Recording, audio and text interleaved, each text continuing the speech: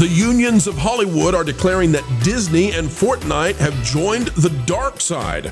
Folks, we're to tell you, James Earl Jones signed away his voice like Ariel to Ursula just before he passed away, and now Disney is using Darth Vader, artificial intelligence, and a little bit of Fortnite magic to do something that the unions view as tragic, potentially taking down the entire voice acting industry.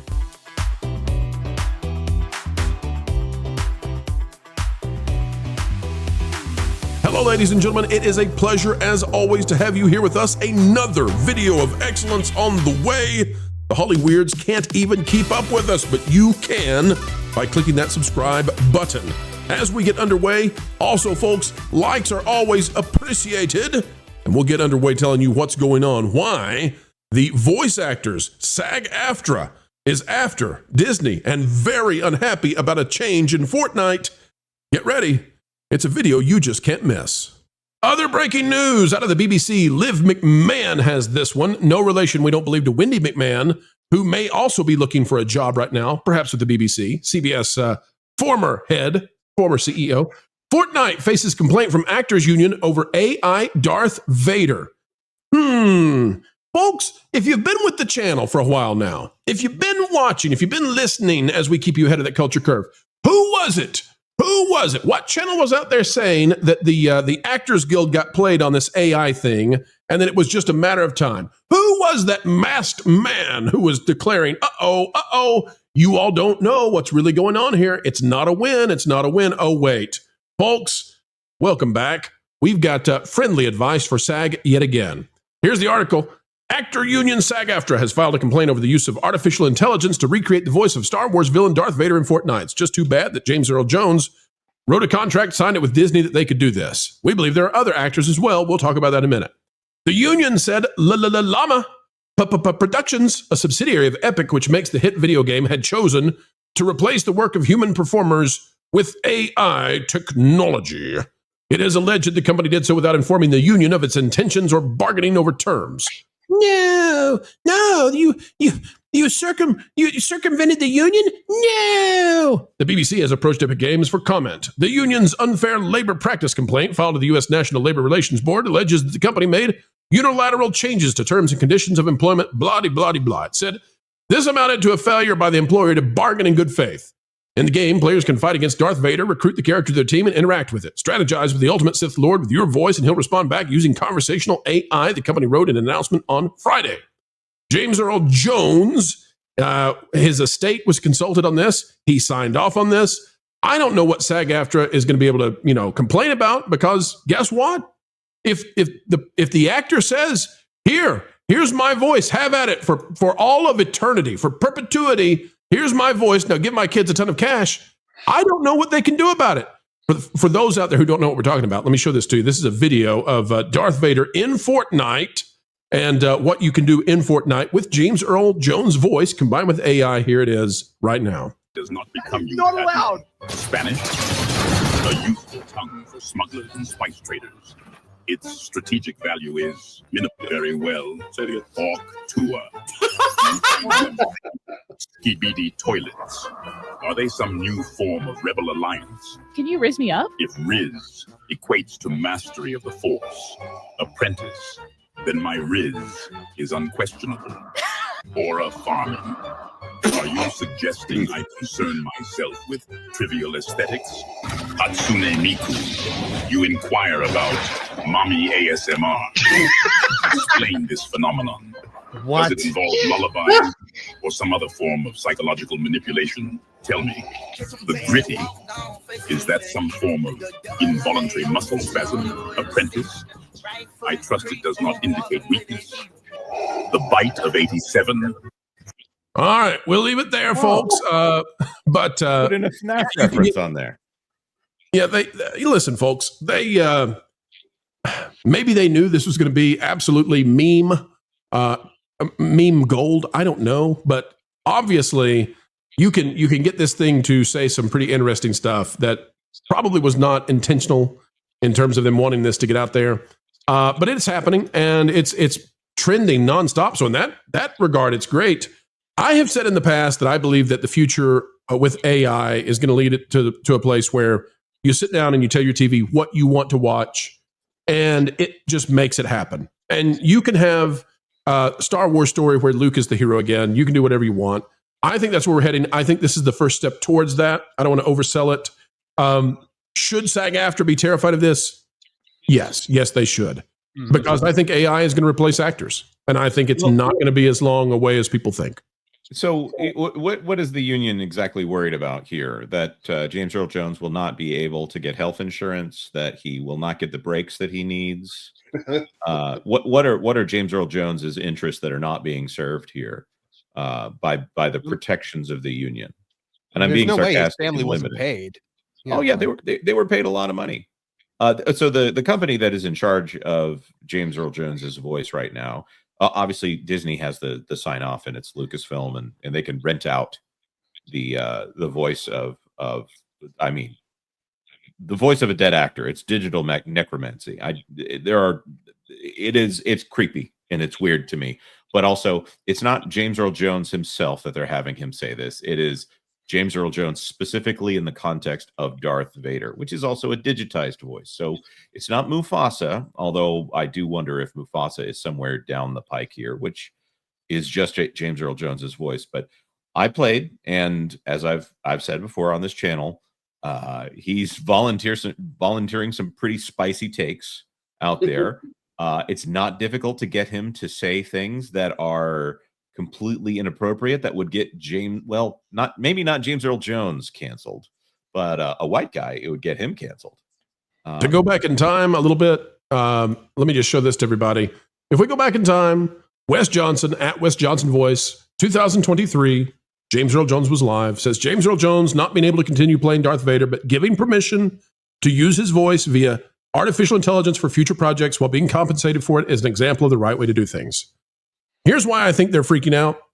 Because let's say that Mark Hamill signs a similar thing, and I think he probably already has. Let's say some other actors decide that they want their kids to be filthy, stinking rich for the rest of their lives, and their great grandkids as well, and their great great grandkids, however far you want to go. Right? This is generational wealth building.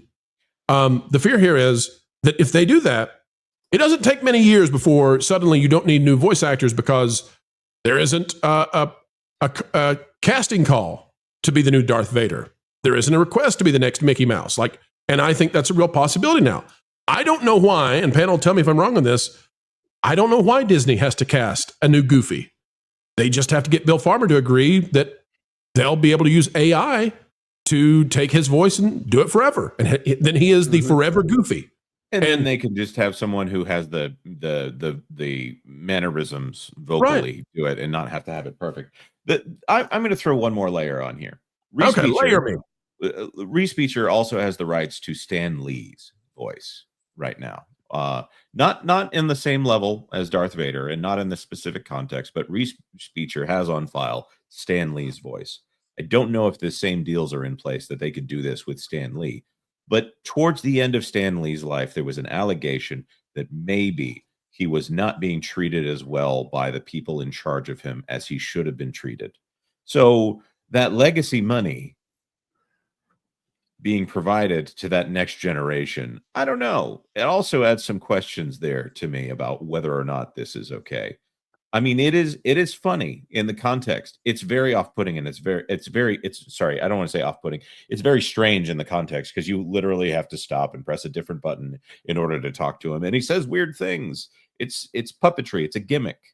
It's the first step. It's always when new things come around, it's always awkward and weird and strange the first time, right? The first game that used polygons, I'm sure, was a strange experience. I don't exactly remember it now.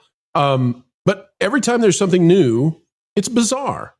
And then it gets polished and polished and polished. I think, although I could be wrong, this is the first step towards a future where you don't need a voice actor. You don't even need a script necessarily. Just hand parameters for a character, whether it's in a movie or a video game or whatever, which we got to redefine movie if these things become interactive. But just, you've got a digital actor with a particular voice that's been given to them by somebody famous in the past, and let it ride. And I think that's the future. Ron, you've worked a lot in voice acting and in music. Give us your thoughts on how it might transform the industry and why SAG-AFTRA would be so against this. Makes sense to me. The best comment that I saw about this type of situation the other day had to do with the creativity, right? Behind AI, right? So the comment, and I'm paraphrasing because I don't remember the exact quote. It was somebody commented, "We're now having AI create our artwork for us, our digital voices, stories, scripts being written, all of this stuff." Which is going to give us more time to cook and do our laundry. And they said, why can't we get AI to cook and do our laundry and all that stuff? Because we want the creative voices to actually create. Like it's the hard labor we don't want to be able to do, so that we can put that aside so we have more time to be creative. It's difficult with something like an iconic voice, Darth Vader, James Earl Jones. We all know that voice, and that's the voice we expect to come out. And every time I hear it, I always think of David Prowse. David Prowse, the first time that he watched Star Wars and heard not his own voice, but the voice of James Earl Jones, he was surprised because that's not what he was told was going to happen. And I always think of that story. When you hear about this, it makes you wonder. Yes, I've done some voice acting type stuff before, and does that all go away? It's very possible with what AI can create today for all of that to be gone. For voice acting, you can just plug this in.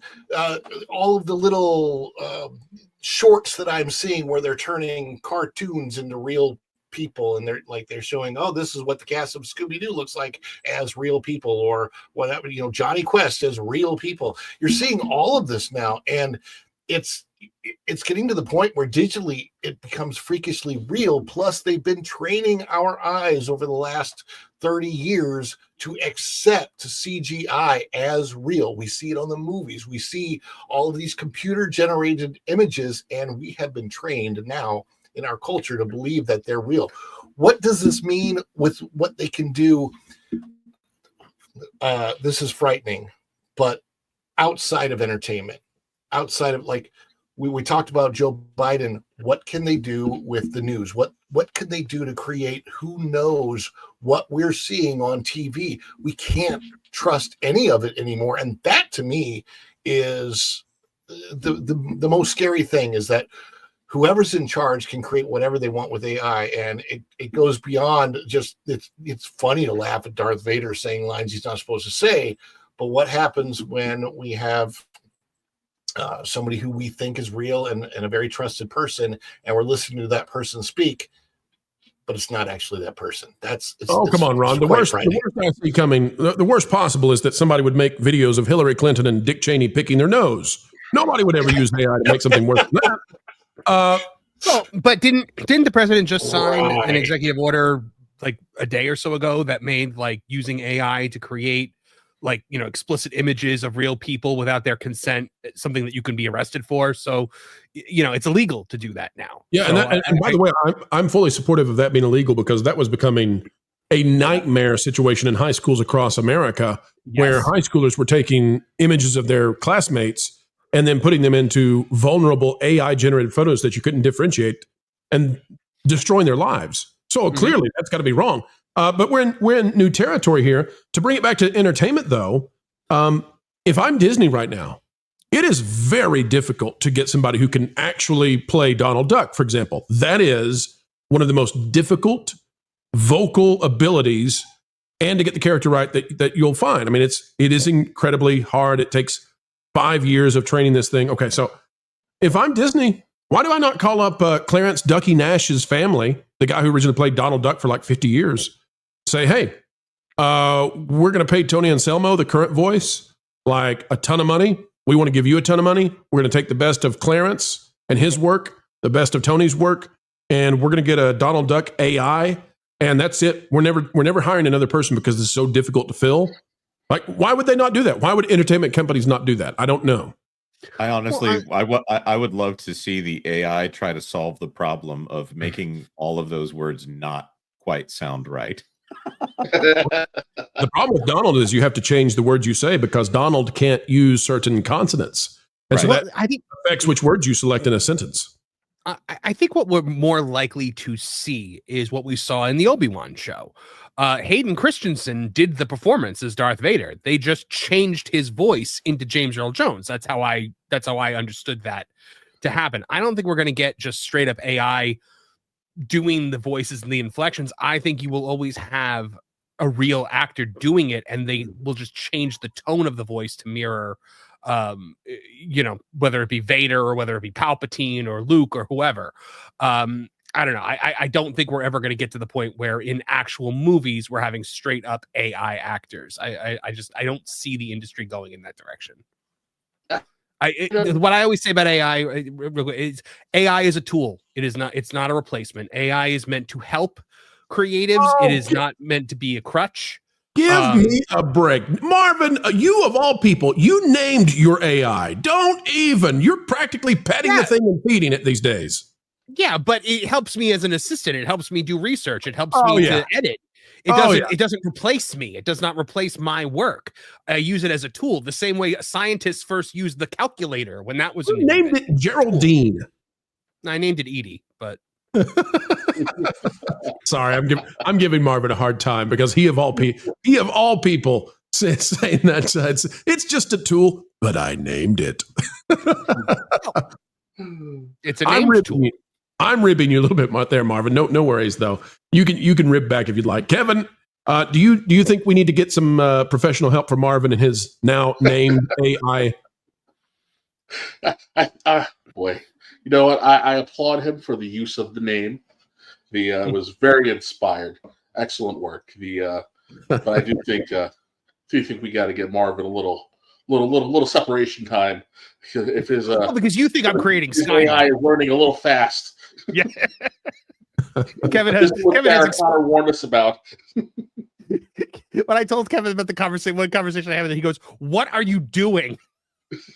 I look forward to the time that Marvin walks into his studio and to get started and says, Edie, I need you to find out what's the big news today and bring that to me. About 5 stories. I need to take a look at it. And it says, I'm sorry, Marvin. I'm afraid I can't do that. I can't do that, Dave.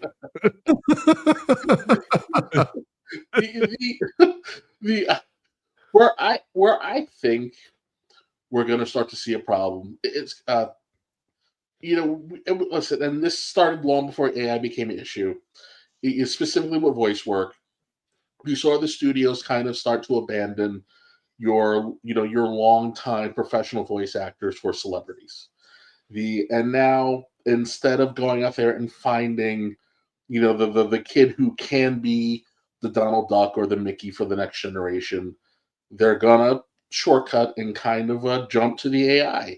And I think where the big danger here is that and again, we see this with Disney with their super insistence on not recasting actors. Like RDJ will forever be Iron Man, Hugh Jackman will forever be Wolverine. If you hit a certain iconic level, you're trapped in that role. And I think the danger is that you are limiting creativity, and you're removing another actor's ability to breathe new life into the role. I mean, just take a look at Sherlock Holmes. How many fantastic actors have been Sherlock Holmes?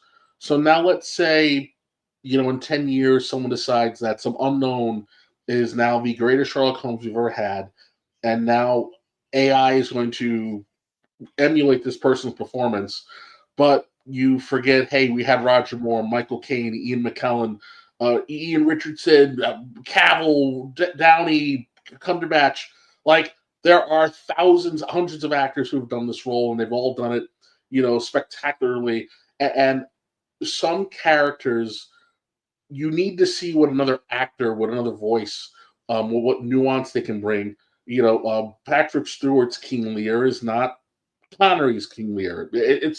You need that room. You need to let actors act. You need to let creativity shine and not be super managed.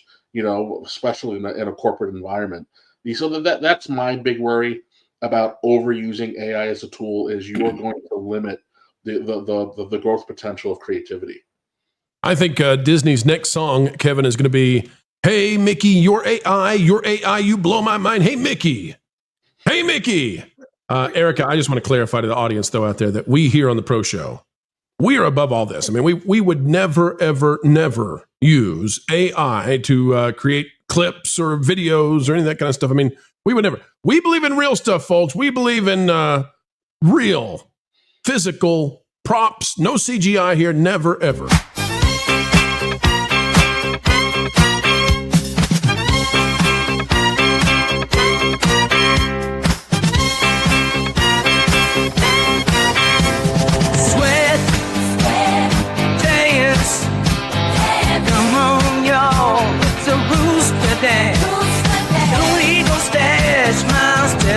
Stretch prepared, all triggered, do no soldier dance.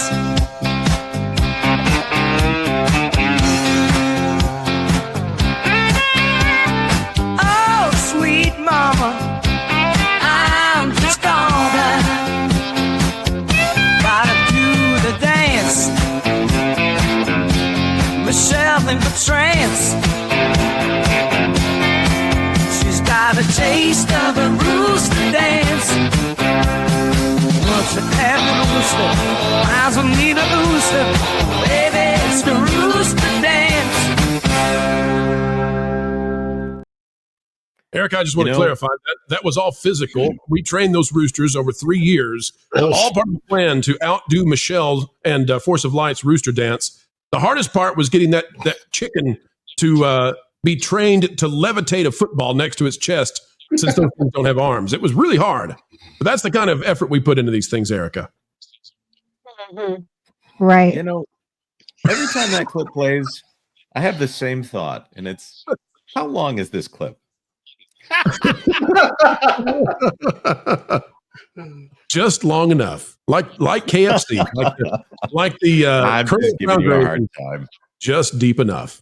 Yep. All right. Well, at least we're not being taken over by AI here on the Pro Channel. You can take that, folks. At least we're not. We're the last standing bastion of real physical stuff. And why? Because we know that CGI will never replace at least one man. It's not tough enough to ever replace Chuck. Such pain. And yes, the CGI used to make it appear that Chuck Norris was defeated by Bruce Lee once upon a time. Most expensive special effects in the history of Hollywood. Still can't believe they pulled it off.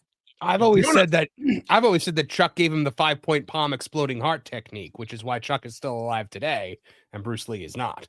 It was just delayed. And that's a wrap, ladies and gentlemen. We are done for now, but don't worry. Do not fret. Not yet, for more content is still coming your way 4 times a day, right here on the Pro Channel. What a joy it has been to share our time with you. We hope you feel the same. Adding value to your every single day is our job here, and we take it very seriously. Folks, the only thing we ask in return is that you consider clicking that like button. Share, subscribe, click it. Stick it to those algorithms. It's the notification bell. And drop a comment right on down below. And folks, if you'd like to subscribe to our partner YouTube channels, That Park Place, That Pod Place, That Game Place, and some of those radio stations like Vacation Radio, well, we certainly would appreciate it. Until the next time we have the honor of spending time and being invited into your day, folks, we go on our way saying this: keep learning, keep growing, and as always, keep having fun. Hey, Floral, guess what? You put a fork in Pro's microwave again. No, that was yesterday. I don't know that what. Oh, I've decided to give up on torturing Jonas. What? Why?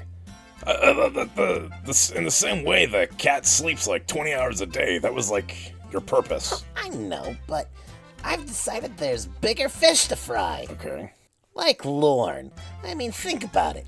Everybody loves him. He's a fan favorite, and frankly, he has almost no weaknesses I can find. Except that he's really smart. So, you want to annoy the one panelist without a single flaw, because he's smart. Yeah, like that winged statue at that fancy Paris museum thingy. I want to break the one thing that everyone loves most. So, kind of like the opposite of Rachel Zegler. Yeah, exactly.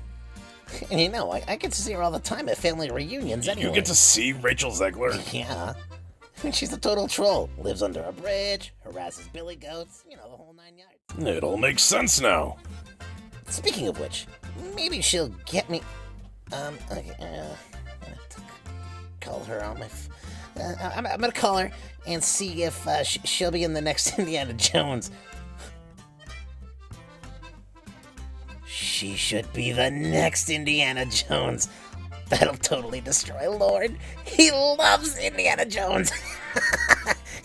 Oh, that's cruel.